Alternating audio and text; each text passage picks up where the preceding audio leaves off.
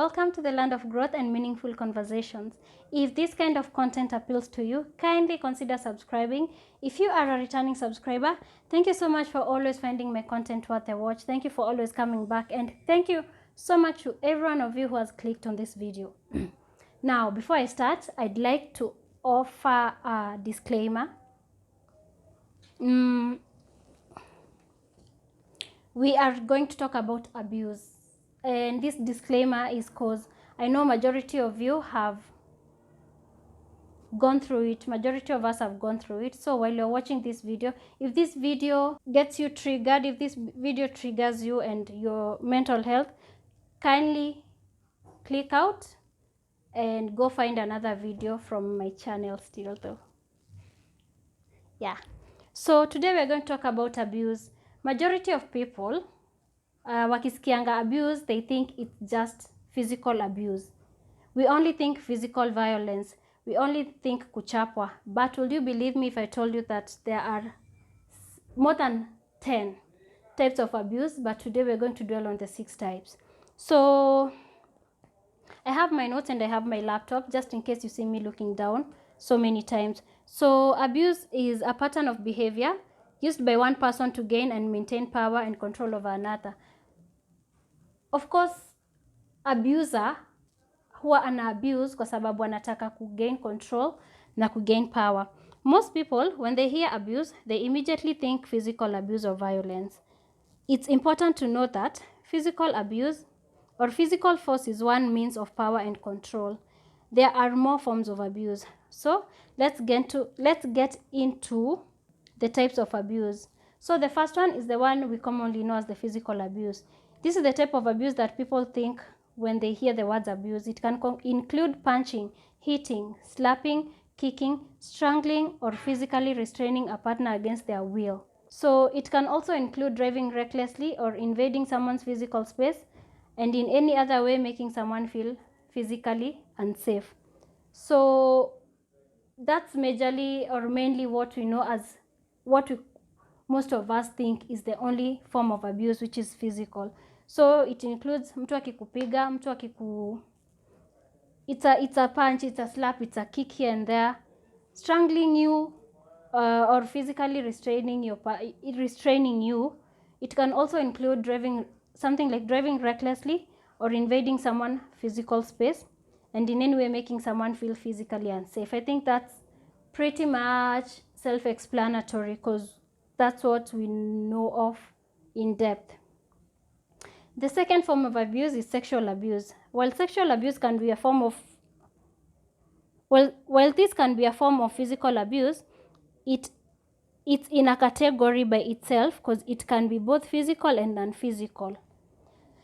It can involve rape or other forced sexual. First of all, I'd like to tell everyone, even those who are in marriage, that there is rape in marriage. If your husband or your boyfriend forces themselves on you, that's still rape. Majority of you are so oblivious of this kind of abuse that you think rape does not occur in the context of marriage or come we stay or whatever arrangement you guys have. So sexual abuse can involve rape or other forced sexual acts, or withholding or using sex as a weapon. An abusive partner might also use sex as a means to judge their partner and assign a value. In other words, criticizing or saying that someone isn't good enough at sex, that's sexual abuse. Or that sex is the only thing they are good for. That's actually a form of abuse. And I feel like these forms of abuse was in a go together, because if your partner keeps telling you that the only thing you're good for or the only thing you're good at is sex, how detrimental is that to your mental health, and how detrimental is that to your emotional space? So because sex can be so loaded with emotional and cultural implications, there are a number of ways that the feelings around it can be uniquely used for power and control. Rape in marriage is abuse. and rape in marriage can happen. So if you're there and this has ever happened to you, you need to seek help. Some people may still assume that sex is something a partner is entitled to, and not recognize it as a larger pattern of power and control. Kama udai. No one is supposed to force themselves on you. Whether they are drunk, whether they are angry, whether they've been laid off, whether they are broke, whether they are feeling stressed. If you don't want to, you really don't want to. In the same breath, withholding sex from your partner is also a form of abuse. Withholding sex so that you can gain some power or control is also a form of abuse. The third form of abuse is the verbal or emotional abuse. So as one survivor puts it, my ex-husband used words like weapons, like shards of glass, cutting and slowly draining my life until I had nearly none left. I didn't think I was abused because he did not hit me, and that's where majority of you are. Usually, I had begun to believe his awful lies, how worthless I was, how stupid, how ugly, and how no one would ever want me. Other survivors have pointed out that while the signs of physical abuse might be noticeable to a friend or family member, the effects of verbal or emotional abuse are harder to spot and harder to prove. Emotional scars can often take longer to heal. So verbal or emotional abuse is when this person uses words to break you. Like if you ask majority of people vitu zenye walifanyiwa na their exes or vitu zenye wamefanyiwa na their husbands or boyfriends or whatever, majority of them ni aki alinifanya ni lose self-esteem because he kept telling me of how fat I am, how ugly I am. There's this there's this initiative who ana take care of children and women who have been abused. Nitaiandika somewhere here. The founder went through both a physical and emotional abusive marriage, and till date, you won't believe how words break someone down, because till date, she thinks she's the most ugly person to ever walk the earth. And this is because aliishi na mtu mwenye every single day alikuwa anamwambia how ugly they are. And these words cut like a sword. Like words zenye mimi nimeambiwa in my past, like hadi leo, hata kama nilipata mtu mwenye ananiaffirm na ananiambia those words, that's nonsense, they still linger in my mind, and it takes so much time to heal from those words and start living a different life. Because now it's your self-esteem you now start building again. You now start reminding yourself that you're not ugly and that you're not stupid and that you have nothing to offer in this world and that nobody wants you and nobody will ever want you.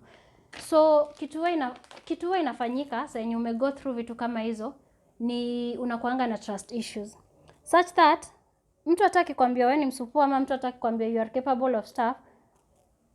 Namuuliza what's the catch? Nataka how much? So majority of such people do not know how to take compliments, cause kwani nimeishi nikiambiwa vile I'm a good for nothing. Wewe unakuja hapa kuniambia I am actually good with something and that I am worthy and that I'm beautiful. What's the catch? What are you looking to gain from me? So you leave such environments very, very injured, your ego bruised, and your self-esteem at the bottom of the barrel. Yeah, so that's the third form of abuse. The fourth form of abuse is mental or psychological. Mental abuse happens when one partner, through a series of actions or words, wears away at the other's sense of mental well-being and health. It often involves making the victim doubt their own sanity, like doubt their own sanity. For example, we've had stories of abusers deliberately moving car keys, and in this case, the whole car, or a pass, dimming the lights and flat out denying that certain things had taken place. The result of this, especially over a sustained period of time, is that the victim depends on the abuser more and more. Because they don't trust their own judgment, they also hesitate to tell anyone about the abuse they're experiencing, for fear they won't be believed. Angela, a participant in one of our support groups, said, "He had called me crazy so many times, I was unsure if anyone would ever believe me about the abuse." It honestly, imagine tu mtu anakufanya ufeel ni kama enyewe wewe ni cheesy. Imagine mtu anacheza na psychology yako hiyo design hadi we mwenyewe unabelieve you're mad. Unabelieve you're mad. Uko sure, you're very sure you left this book here. But this guy or this woman moved this book, placed it somewhere else, and now you are the crazy one. Hukuiacha hapo. That's not where you left it. Imagine someone injuring your psychology or your mental space like that, hadi yourself you believe you're mad. You believe you're and I think majority of watu wenye wako Mathare hivyo ndio walifanyiwa. Walipelekwa tu na partners wao, cause huyu partner wake feed into this person. Feed into him or her that wewe ni cheesy, wewe you're insane. Hadi aeze akajibelieve anymore that yeye she or he is sane. The other form of abuse is the financial or economic abuse. Because abuse is about power and control, an abuser will use any means necessary to maintain that control. And often, that includes finances. Whether it's controlling all of the budgeting in the household and not letting the survivor have access to their own bank account, the victim, because nazisoma from an organization yenyewe inasaidia watu wako abused. Whether it's controlling all the budgeting in the household and not letting the victim access to their own bank account, or spending money or opening credit cards and running up debts in the victim's name, or simply not letting the survivor have a job and earn their own money. This type of abuse is often a big reason why someone is unable to live an abusive relationship. And now I understand why majority of people stay in abusive relationships. Now, you met this guy, everything was fine. Or lady, man or woman, you met this person, everything was fine, and they were doing fine financially. You probably even had your own job. Somehow, this person convinces you to leave work and they'll take care of you. So years go by, everything is fine, but now you start to realize you're not even allowed to start your own business, leave alone go back into corporate world. You're not allowed to have your own business. This person manages your bank accounts. This person manages all the budgeting in the house. Hata ukienda shopping, hata kama ni wewe utaenda, anakuambia tuma pay bill nitalipa. So every single time unataka kununua kitu, you are at the mercies of this person. Every single time you want to do anything for yourself, you are at the mercies of this person. Because this person is the only person who can help you. He's the only person who can give you money. He or she is the only person that can give you money. So many of the survivors we work with have problems with their credit because of an abuser's past behavior. So huyu msee hadi alichukuanga credit card, anachukuanga na loans na jina yako. So as you continue watching this video, I hope you can get how deep abuse is. It goes way past the physical, it goes way past the sexual, it goes way past the mental or psychological. It's also financial. While we'd all want to be at home and not go to work and be provided for, always be wise enough to look at the motive. What's the motive? In the long run, is this really going to work? Like, will I always have to ask him kama mtoto mdogo nataka pads? Ask her kama mtoto mdogo nataka kwenda kuona mabeshto naweza nipatia $2. Cause ni ana control account yako. Unajua nini sa? You know what's sad? Most times love. You can confuse love na abuse. Yeah. Don't look at me like that. I'm serious. Say for example, huyu msee amekuja akakwambia, babe, unapatanga how much job? Unapatanga 20,000. Yeah.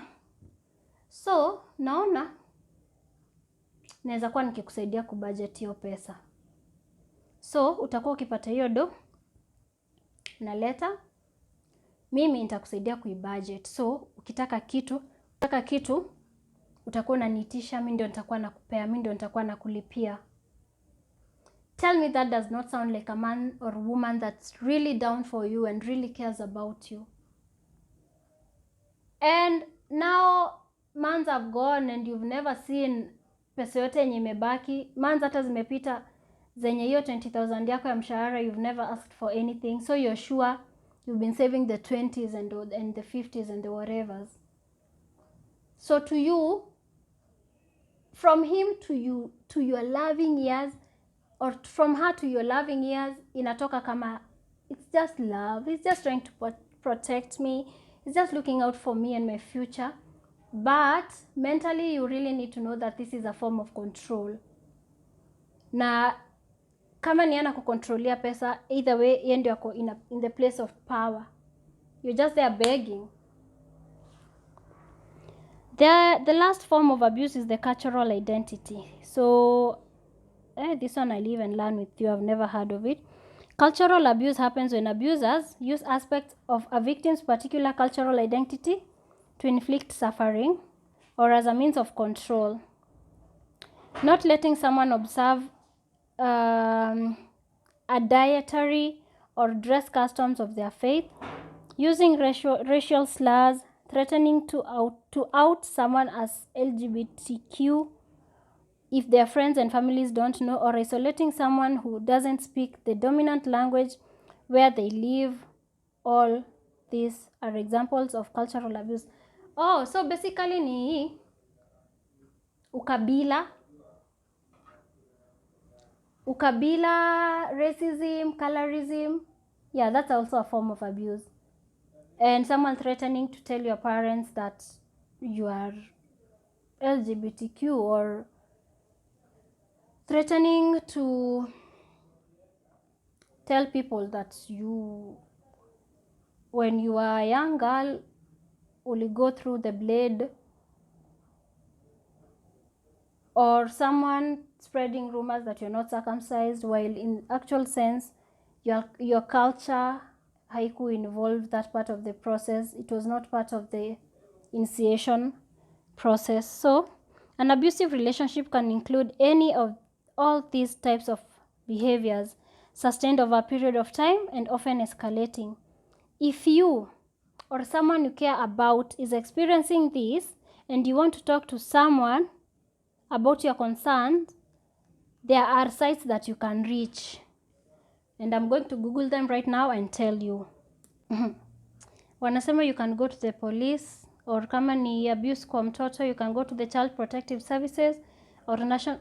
Honestly, mi sijui, because we have had instances time and time again where people have reported abuse and they have been mocked and mimicked in those police stations. Asking a woman to keep repeating how many times, repeating to each officer their story of abuse or rape. Like, it's really sad. It's really sad that we don't really have that safe place. Hadi sasa inabidi mtu kama usikimie. Yeah. Hadi we have people who come up with initiatives like usikimie, na wako hapo wanabegata gava isaidia at least, cause facility imejaa. Like, it's really sad. It's sad to think that something can happen, something as bad as abuse will happen to you and you wouldn't know where to go. You wouldn't know who to tell. One, because society itakujudge, especially when it's abuse towards the man. Number two, hutaget help, utakuwa too mocked na mimicked. Out here repeating the story to everyone, that painful story. You know? So, well, Google hizi ndio vitu inapeana. So I think this is the only shot tunaweza kuwa nayo. So nitaziweka kwa the description box if at all you need to talk to anyone about whatever you're going through, whatever it is that you're going through. And yeah, I hope that you get help. And I hope that if you have a friend that's going through it, talk them out of it. Tell them to leave. Help them even. Usianza kuambia we sasa we kwenda, we kwani tutakwambia mara ngapi? As I said earlier, majority of people do not even know they are in abusive relationships. They mistaken the abuse for love. They mistaken the control for love. That's why we have people who are that's why we talk about narcissistic tendencies and narcissistic relationships. And I think if I've never talked about narcissists, I think I'll shoot a video about it. Yeah, so that you know. Gosh, it's sad to think that kuna mtu anakuanga tu na mtu mwenye anamtreat tu hivyo na we ujui, ama you feel like there's nothing you can do, and this person has already torn you apart and told you that you'll never ever find someone to love you the way they do, and that you're so ugly. Oh my God, you're so ugly. Oh my God, I did you a favor. You're so do you have a mirror? You're so fucking you're ugly. Even mimi, hata mimi tu kuzisema hivyo kwa camera, I feel so bad that someone will say that to me. I had a guy who kept telling me every single time that I'm nothing and that he'd get anyone he wants in a... Yeah, that I'm actually nothing. I'm just fat and ugly. And I kept dating him.